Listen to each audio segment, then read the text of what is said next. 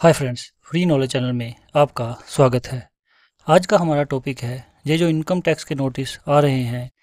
एक army person को ये इनकम टैक्स का नोटिस आया है जो कि 133 सब सेक्शन 6 के तहत आया है। ये नोटिस क्यों आ रहे हैं, इसका क्या सलूशन है और इस नोटिस के बाद क्या करें। अगर इसका रिप्लाई ना दिया जाए तो पेनल्टी क्या लग सकती है, इन सभी का सलूशन इस वीडियो में है। ये नोटिस बहुत से पर्सन को आ रहे थे, लेकिन अभी आर्मड फोर्सेस पर्सन को भी ऐसे नोटिस आने शुरू हो गए हैं। ये नोटिस 18 अक्टूबर को इशू किया गया था, जो कि उस पर्सन को 26 से लेकर 28 तक रिसीव हुआ है। ये एक इनकम टैक्स में नोटिस होता है जो कि आपका असेसिंग अफसर, जो भी आपकी आईटीआर को चेक करता है, उसको असेसिंग अफसर बोला जाता है।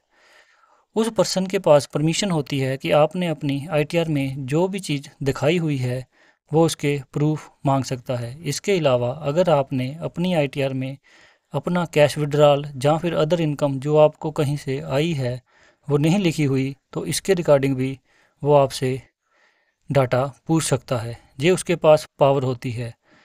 इस आईटीआर इस नोटिस मिलने के बाद बहुत सी ऐसी चीज़ें हैं जो कि आपको ध्यान में रखनी चाहिए। ये नोटिस एक शुरुआती है जिसके तहत वो आपकी आईटीआर को जज कर रहा है कि आपकी आईटीआर गलत या डिफेक्टिव हो सकती है।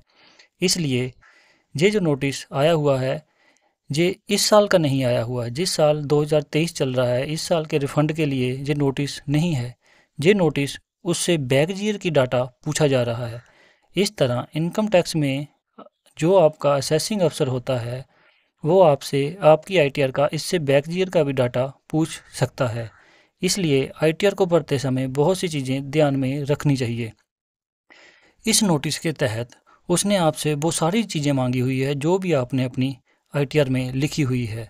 इसके अलावा उसने आपकी इसमें बेसिक पे, आपका डीए, आपको मिलने वाला एचआरए, आपका टीपीटीएल, आपके अलाउंसेस जो आपने भरे हुए हैं वो, अगर हाउस रेंट भरा हुआ है तो वो भी मांगा हुआ है, होम लोन भरा हुआ है तो उसके प्रूफ मांगे हुए हैं, अगर हेल्थ इंश्योरेंस भरा हुआ है तो उसके भी मांगे हुए हैं। इसके बीच में उसने ऑलरेडी एनपीएस और जीएएस वगैरह का भी जिक्र किया हुआ है।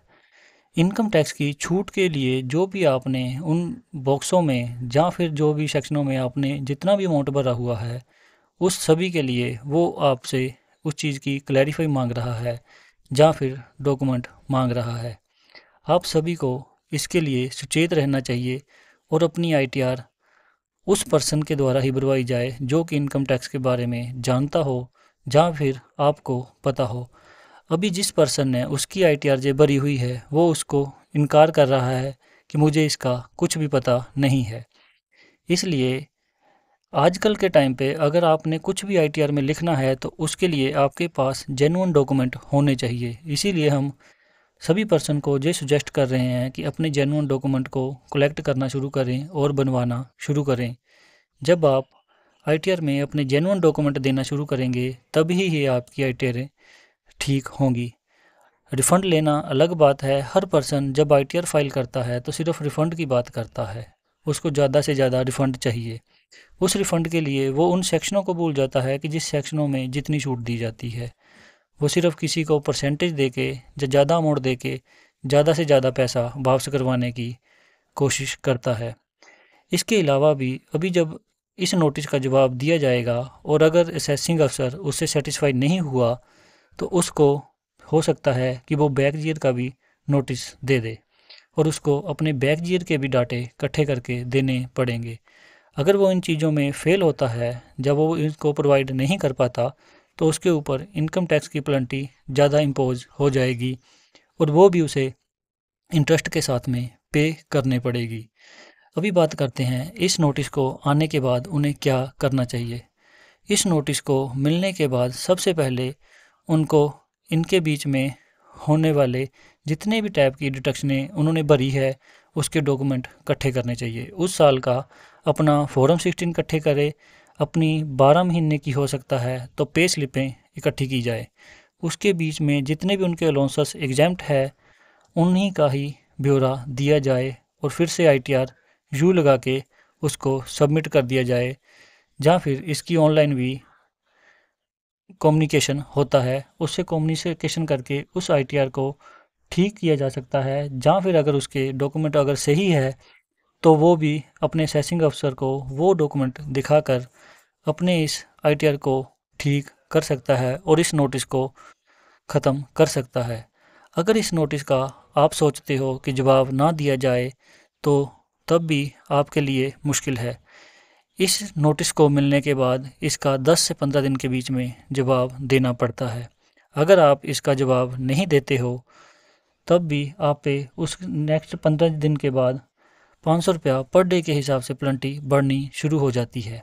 इस तरह इन नोटिस का जवाब देना ज़रूरी है और उसका लीगली जवाब देना ज़रूरी है। इस नोटिस के जवाब में जो भी आप लिखोगे वो बहुत सोच समझ के लिखना पड़ता है। आप उस बात से फिर वापस मुकर नहीं सकते हो। इसलिए हर चीज़ वही लिखी जाए या वही हो जिसका आपके पास डॉक्यूमेंट हो। इसी तरह ये जो नोटिस है ये बैक ईयर का जब आता है तो तब ये ज़्यादा प्रॉब्लम क्रिएट कर देता है, क्योंकि नेक्स्ट ईयर का रिफ़ंड हमें मिल चुका होता है और लेकिन उसके पास पावर है कि वो हमें इस चीज़ों में चेक कर सकता है।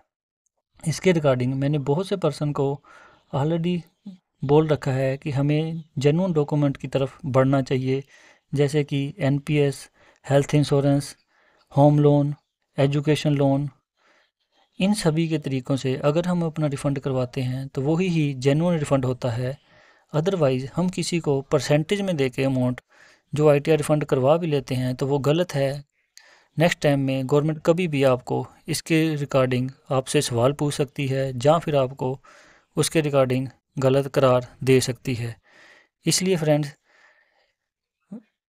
हो सके तो अपने जेन्युइन डॉक्यूमेंट बनाने की कोशिश करो और आईटीआर में ऐसे नोटिस आने से बचो। रिफ़ंड आना एक अच्छी चीज़ है, लेकिन गलत रिफ़ंड पे एक्स्ट्रा पैसा जमा करके देना और विद टेंशन रखनी वो गलत बात है।